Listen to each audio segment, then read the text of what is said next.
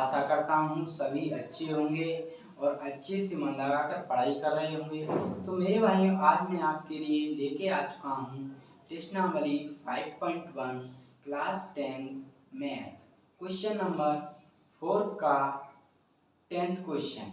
Fourth में 10th part मतलब 10th वाला क्वेश्चन दिया। फोर्थ क्वेश्चन क्या है इसे हम देखें। पहले निम्नलिखित में से कौन एपी है, मतलब ये कह रहा है, ये सूची दी है मेरे भाइयों।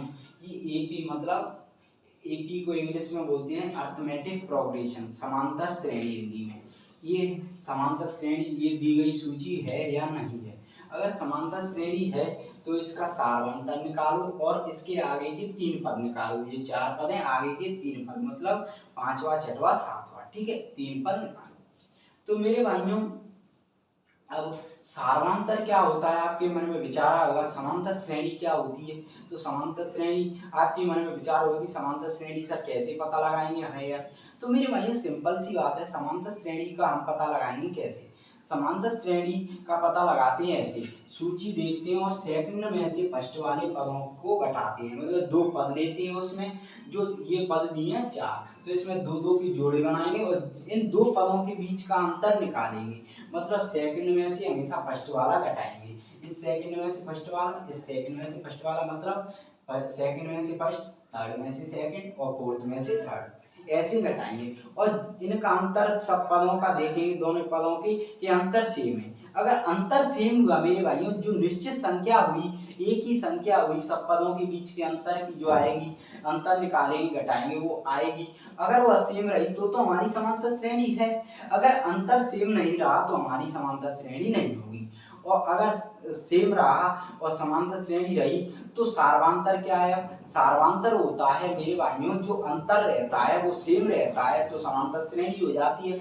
जब समांतर श्रेणी हो जाती है तो वो अंतर आता है, अंतर आता है उस संख्या को बोलते हैं हम सार्वांतर, अंतर को, ठीक है, वो संख्या निकलती है अंतर के रूप में, उसको बोलते हैं सार्वांतर, जिसे हम डी से, स्मॉल डी से दर्शाते हैं, ठीक है, स्मॉल डी से।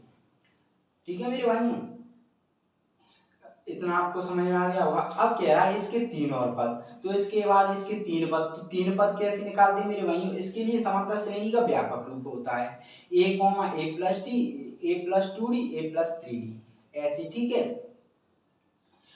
तो आइए मेरे भाइयों अब इसे हम क्या है सॉल्व करें।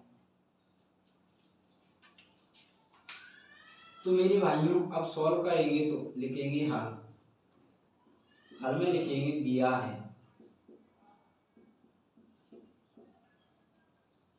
a, 2a, 3a, 4a, dot dot dot. अब देखो, मैं एक चीज को जितना आपको समझने की जरूरत है आपके लिए मैं समझाता जा रहा हूँ साथ साथ में, ठीक है। तो अब देखो ये सूची दी, आपसे कह दिया ओटी में पूछ सकता है कि बताओ कि ये समांतर श्रेणी के, आप पहले ये जानो कि 2 भाग होते हैं समांतर श्रेणी के, परिमित और अपरिमित समांतर श्रेणी। परिमित क्या होती है, जिसमें अंतिम पद होता है, इसमें अंतिम पद नहीं है। और अपरिमित समांतर श्रेणी होती है जिसमें अंतिम पद नहीं होता है, ठीक है, और परिमित में अंतिम पद होता है। तो ये कौन सी श्रेणी है पूछ लिया, तो ये है अपरिमित समांतर श्रेणी जिसमें अंतिम पद नहीं है, ठीक है। तो अब ज्ञात क्या करना है, हमें एपी ज्ञात करना है। तो लिखो ज्ञात, ज्ञात करना है। क्या ज्ञात करना है, एपी है या नहीं। तो एपी है या नहीं ज्ञात करेंगे तो मेरे भाइयों क्या करेंगे, क्या करेंगे, a1 इक्वल टू क्या है a, a2 equal to 2a, और तीसरा पद a3 इक्वल टू 3a, और चौथा पद a4 इक्वल टू 4a। अब हम क्या करेंगे, मैंने बताया सेकंड में से फर्स्ट वाला घटाते हैं। तो a2 माइनस a1, तो a2 क्या है 2a माइनस का a, तो ये कितना आएगा, 2 में से एक a जाएगा तो 1 a। अब ऐसे a3 माइनस a2, तो a3 कितना है मेरे भाइयों 3a, 3a में से माइनस का जाएगा 2a, तो ये कितना बचा a। अब a4 माइनस a3, तो a4 का मान क्या है 4a, माइनस का क्या है A3 3A, तो ये कितना बचा मेरे भाइयों A।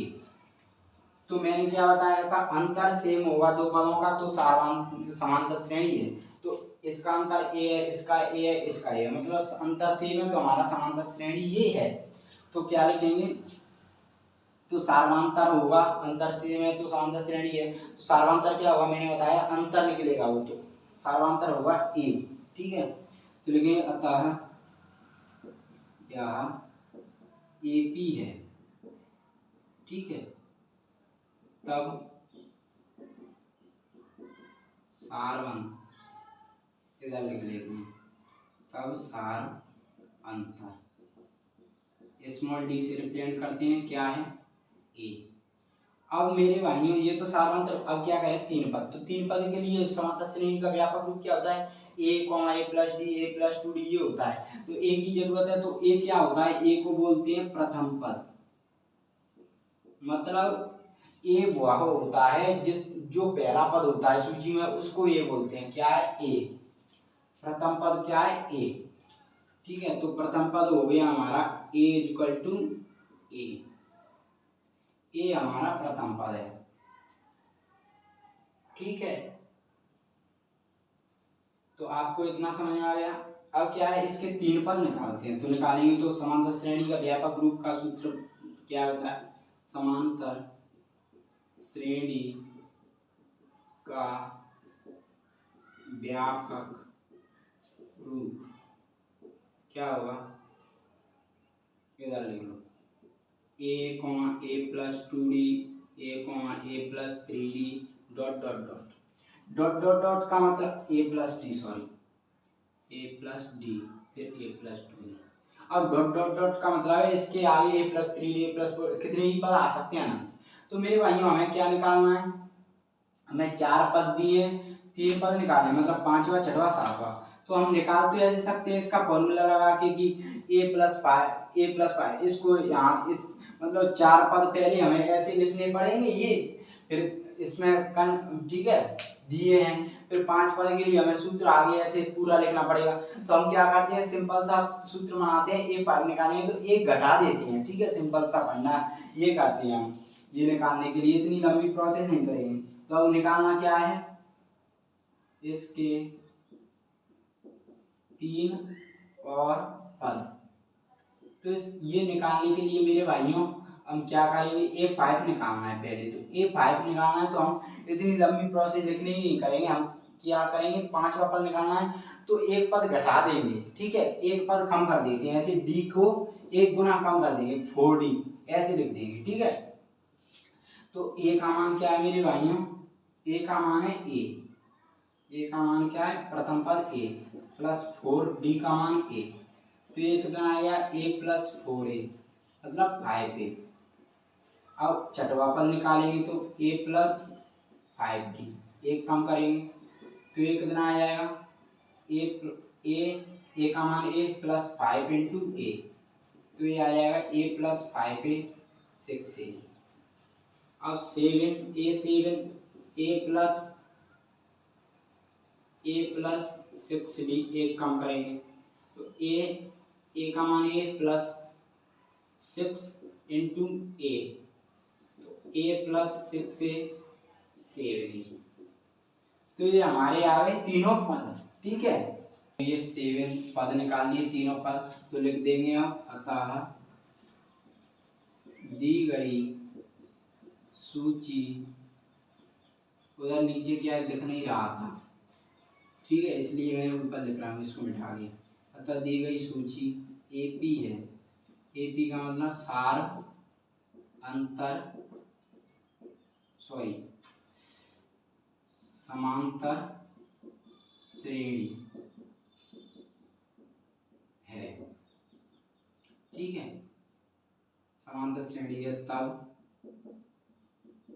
सार्वंतर D is equal to A, और इसको इंग्लिश में बोलते हैं कॉमन डिफरेंस। ठीक है, तब इसके तीन पद क्या निकालनी है, 3 पद 5a, 6a, 7a। ठीक है, ये आपने मतलब पद निकाल लिए।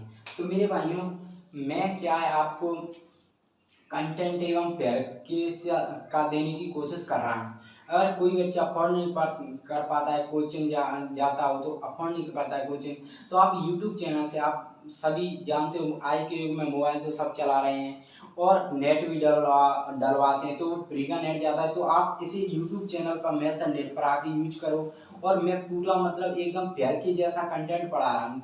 फेयर भी बना सकते हो इसको, आप बोर्ड में लिख भी सकते हो, शॉर्ट नहीं पढ़ा रहा हूँ, एकदम लैंग्वेज के साथ ऐसे फेयर बनाने भी सकते हो, ऐसे पढ़ा रहा हूँ। तो मेरे भाइयों आइए और जुड़िए हमसे। हम अभी 4 चैप्टर कंप्लीट कर चुके हैं, ये 5th चैप्टर चल रहा है हमारा क्लास 10th का। ठीक है, तो मेरे भाइयों अगर ये क्वेश्चन समझ में आया होगा तो वीडियो को मतलब लाइक करना, शेयर करना और वीडियो पर कमेंट करना कि अच्छा क्वेश्चन समझ में आया है कि नहीं, और चैनल को सब्सक्राइब करना ना भूलना। धन्यवाद, थैंक यू।